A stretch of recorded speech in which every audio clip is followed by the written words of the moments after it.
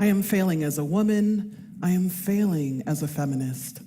I have passionate opinions about gender equality, but I worry that to freely accept the label of feminist would not be fair to good feminists. I'm a feminist, but I'm a rather bad one. Oh, so I call myself a bad feminist. Or at least I wrote an essay, and then I wrote a book called Bad Feminist, and then in interviews, people started calling me the bad feminist. So, what started as a bit of an inside joke with myself and a willful provocation has become a thing. Let me take a step back. When I was younger, mostly in my teens and 20s, I had strange ideas about feminists as hairy, angry, man-hating, sex-hating women, as if those are bad things. These days, I look at how women are treated the world over, and anger in particular seems like a perfectly reasonable response. But back then, I worried about the tone people used when suggesting I might be a feminist. The feminist label was an accusation. It was an F word and not a nice one. I was labeled a woman who doesn't play by the rules, who expects too much, who thinks far too highly of myself by daring to believe I am equal, superior to a man. You don't want to be that rebel woman until you realize that you very much are that woman and cannot imagine being anyone else. As I got older, I began to accept that I am indeed a feminist and a proud one. I hold certain truths to be self-evident. Women are equal to men. We deserve equal pay for equal work. We have the right to move through the world as we choose, free from harassment or violence. We have the right to easy, affordable access to birth control and reproductive services. We have the right to make choices about our bodies free from legislative oversight or evangelical doctrine. We have the right to respect. There's more. When we talk about the needs of women, we have to consider the other identities we inhabit. We are not just women. We are people with different bodies, gender expressions, faiths, sexualities, class backgrounds, abilities, and so much more. We need to take into account these differences and how they affect us as much as we account for what we have in common. Without this kind of inclusion, our feminism is nothing. I hold these truths to be self-evident, but let me be clear. I'm a mess. I am full of contradictions. There are many ways in which I'm doing feminism wrong. I have another confession. When I drive to work, I listen to thuggish rap at a very loud volume.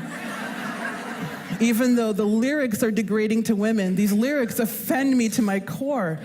The classic Ying Yang Twins song, Salt Shaker, it is amazing.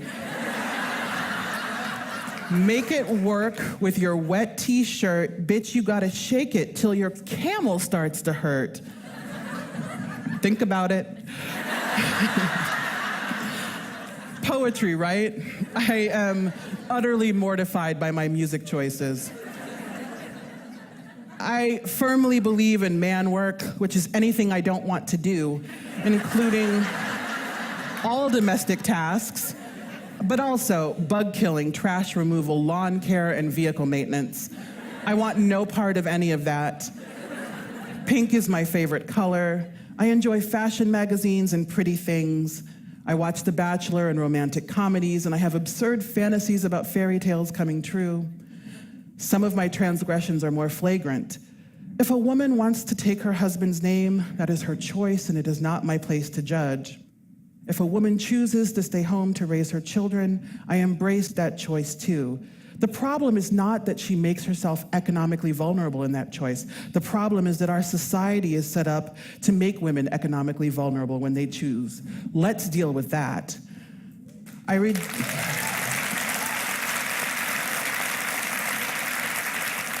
reject the mainstream feminism that has historically ignored or deflected the needs of women of color, working class women, queer women, and transgender women in favor of supporting white, middle, and upper class straight women. Listen, if that's good feminism, I am a very bad feminist.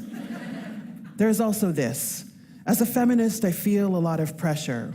We have this tendency to put visible feminists on a pedestal. We expect them to pose perfectly. When they disappoint us, we gleefully knock them from the very pedestal we put them on. Like I said, I am a mess.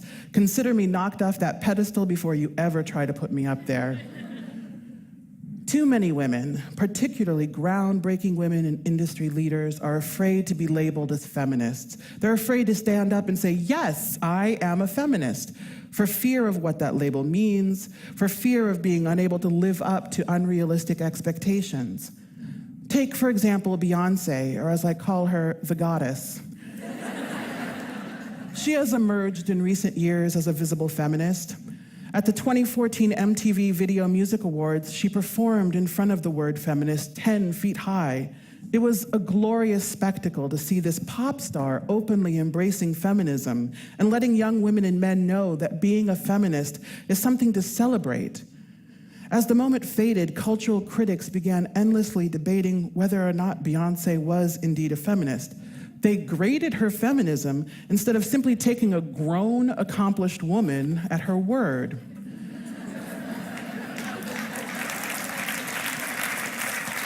We demand perfection from feminists because we are still fighting for so much, we want so much, we need so damn much.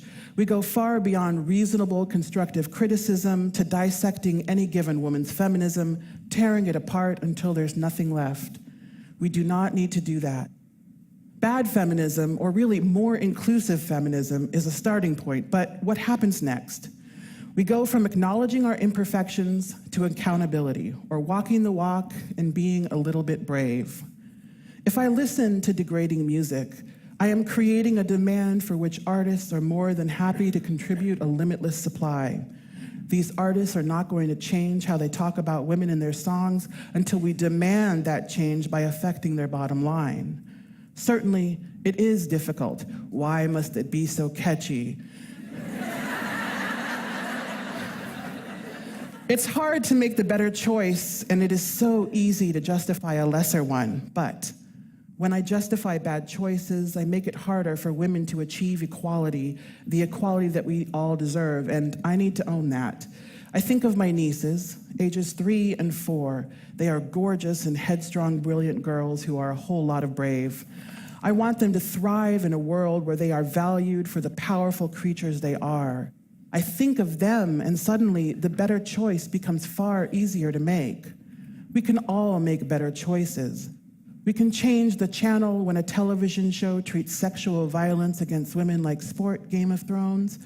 We can change the radio station when we hear songs that treat women as nothing. We can spend our box office dollars elsewhere when movies don't treat women as anything more than decorative objects. We can stop supporting professional sports where the athletes treat their partners like punching bags.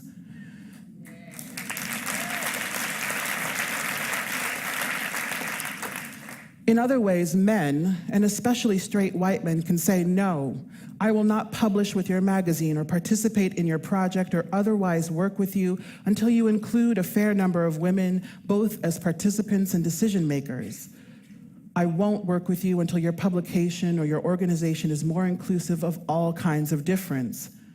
Those of us who are underrepresented and invited to participate in such projects can also decline to be included until more of us are invited through the glass ceiling and we are tokens no more.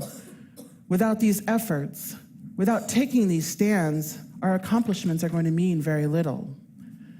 We can commit these small acts of bravery and hope that our choices trickle upward to the people in power: editors, movie and music producers, CEOs, lawmakers, the people who can make bigger, braver choices to create lasting, meaningful change.